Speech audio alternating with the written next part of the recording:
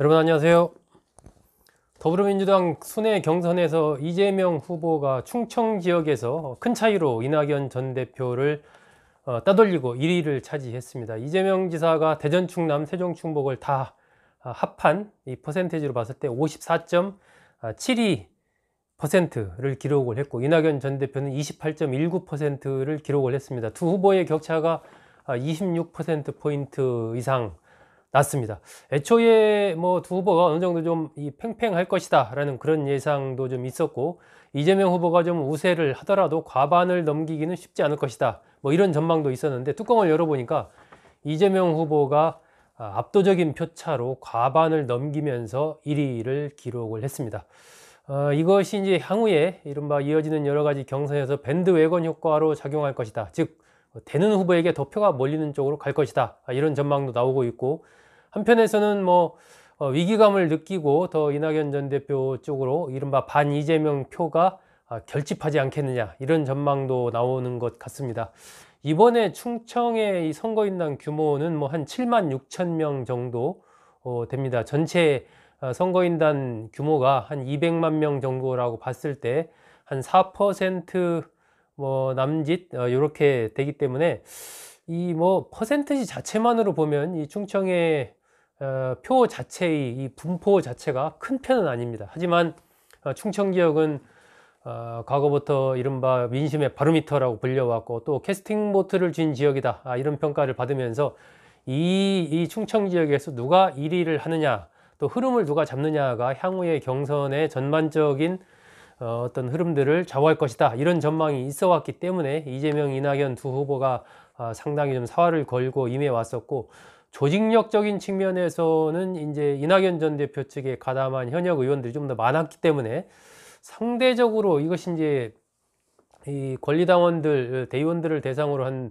투표였기 때문에 이낙연 전 대표가 상당히 어느 정도 좀 이 박빙으로 가지 않겠느냐, 뭐 이런 전망들이 있었는데, 막상 이 결과를 보니까 그렇지 않고 이른바 당심도 민심을 따라갔다, 이런 평가가 지금 나오고 있는 상황입니다.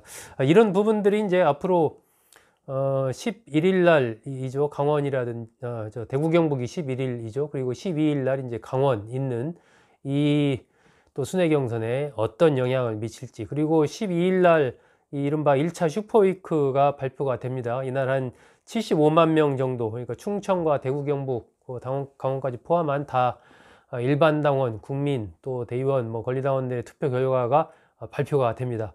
이 전체적으로 이제 9차례 정도 순회 경선하고 3차례 정도 슈퍼위크가 이 민주당은 앞으로 예상이 돼 있는데, 1차 슈퍼위크의 판세의 결과가 결정적으로 이제 향후의 경선의 전체적인 흐름을 잡지 않겠느냐, 뭐 이렇게 좀 봐도 될 것 같습니다.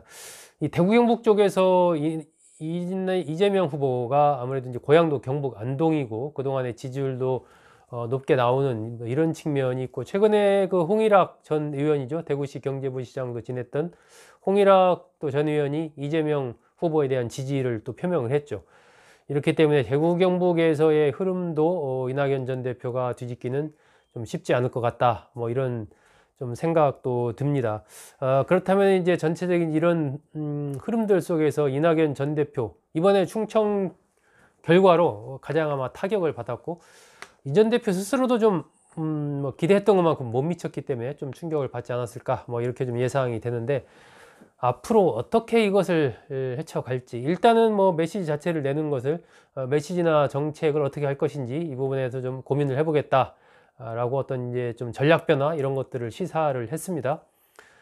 하지만 몇 가지 측면에서 제가 보기에 앞으로 좀 이낙연 전 대표가 흐름을 뒤집기가 참 쉽지 않을 것 같다 하는 생각이 들고, 민주당이 후보를 결정하는 과정에서 결선 투표까지 가지 않을 가능성이 좀 점점 커지는 것 아닌가 하는 그런 생각이 듭니다. 첫 번째는 이번 충청 결과에서 보면 민주당 당원들이 이 전략적인 투표를 했다라는 것입니다. 그러니까 조직력과 관계없이 이 본선에서의 승리 가능성, 가장 강한 후보가 누구냐라는 부분에 중심을 두고 투표를 했다라고 볼 수 있는 것, 상당히 이제 전략적이라고 볼 수 있는 것이고, 이런 부분들은 향후에도 어쨌든 이낙연 전 대표에게 불리하게 작용할 가능성이 좀 커 보이지 않나 하는 그런 생각이 듭니다.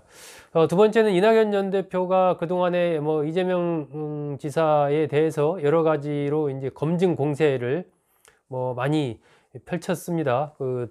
뭐 홍보비 사용 내역 이런 것들도 그렇고, 변호사비 지출 관련된 부분도 그렇고, 경기도의 각종 인사 관련된 부분들도 그렇고, 저는 뭐 이런 부분에서 이낙연 전 대표 측의 문제 제기가 뭐 일리 있는 부분도 상당 부분 있었다라고 생각을 합니다. 그러니까 단순한 네거티브만이 아니고 이 검증의 영역에 들어가 있는 그런 부분도 많이 있었다라고 보여지는데, 문제는 그럼에도 별로 이제 실질적인 효과를 보지는 못했다라는 것이죠. 결국 이제 민주당의 대의원, 권리당원 그리고 일반 당원들은 이런 것보다는 향후에 본선에서 국민의힘 후보, 야권의 후보를 상대로 누가 이길 것인가라는 관점에서 판단을 하고 있고, 그랬을 때 가장 지지율이 높은 이재명 지사를 중심에 놓고 판단을 한 결과가 이번 결과가 아닌가라고 보여지기 때문에, 이낙연 전 대표로서는 어떤 이런 측면에서의 자신의 이 압도적인 경쟁력을 보여주어야 되는데, 야권 후보에 대해서요, 시간이라든지 여러 가지의 그동안에 보여줬던 이 정책적인 어떤 역량이라고 할까요? 이 내놓는 카드 이런 등등을 고려해서 본다면, 변화를 준다고 하더라도 과연 이 판 자체를 뒤집을 수 있겠는가라는 부분에서 좀 의문이 드는 그런 상황입니다. 일단 이낙연 전 대표 측에서는 이번에 뭐 이 선거인단 규모 자체가 적었기 때문에 앞으로 얼마든지 역전의 가능성이 있다. 그리고 반 이재명 지지층이 이낙연 전 대표를 중심으로 결집할 가능성이 있다라는 거 하면서 마지막까지 이제 최선을 다하겠다라는 그런 결의를 보이고 있는 상황입니다. 뭐 어쨌든 가능성은 여전히 남아 있으니까 좀 더 두고 봐야 되겠죠. 제가 이번 충청 지역의 투표 결과가 공개되기 전에 충청 지역의 민주당 현역 의원, 또 전 의원, 그리고 지자체장을 맡고 있는 한 명 해서 한 3명에게 이 충청 지역의 판세를 어떻게 보는지 한번 쭉 이렇게 물어봤습니다. 그 부분이 뭐 지금 나온 결과와 큰 차이는 없습니다. 근데 그 중에서 이들이 봤던 이 충청 지역 민주당의 밑바닥 흐름에 주목되는 부분 하나가 있습니다.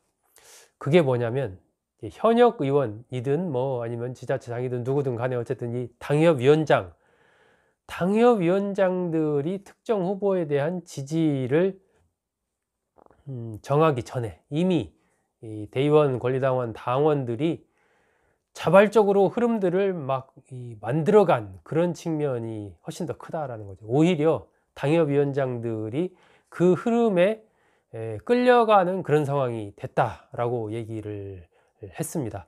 그러니까 과거의 기준대로라면은 당협위원장들을 많이 이렇게 조직화를 해서 캠프에 많이 소속을 시키면 그 당협위원장들이 대의원이나 권리당원, 일반당원들을 이제 쭉 이른바 오더를 내려서 이번에는 누구를 지지해라 하면 쫙 이렇게 흐름이 가는 그런 흐름이었는데, 이번에는 그렇지가 않고 밑에서부터 흐름이 일어났다라는 거죠. 그러면서 저한테 이렇게 얘기를 하더라고요. 그 흐름에 내가 동조하지 않으면 내년 지방선거나 그 이후에 국회의원 선거 치르기가 좀 힘들 수도 있겠다, 이런 생각을 했다라는 겁니다. 오히려 밑바닥의 흐름들이 강하게 일어나면서 그 흐름들이 이제 이재명 지사 쪽으로 강하게 갔다는 거죠. 그래서 상위에 있는 뭐 현역 의원들이라든지 어쨌든 당협위원장들이 그 흐름을 의식할 수밖에 없는 그런 상황이 됐다라고 얘기를 했습니다. 뭐 주목될 만한 주목되는 뭐 그런 흐름이고, 이런 부분들은 지난 그 국민의힘의 이준석 대표를 뽑을 때도 비슷하지 않았나 싶습니다. 이 현역 의원들, 당협위원장들 뭐 다수는 이 나경원 후보 쪽에 그 당시 가 있었죠. 하지만 이준석 후보는 거의 뭐 단기 필마식으로 했는데 어쨌든 당대표가 됐습니다. 이번에 충청 지역 민주당의 경선의 흐름도 그와 비슷하게 밑바닥에서부터 이재명 지사를 지지하는 흐름들이 일어났고, 이것이 결국은 압도적인 표차로 이 충청에서 1위를 한 그런 결과로 나타났다라는 라는 것이 제가 접해본 민주당 소속 전현직 그리고 지자체장 등 이 3명의 진단이었습니다.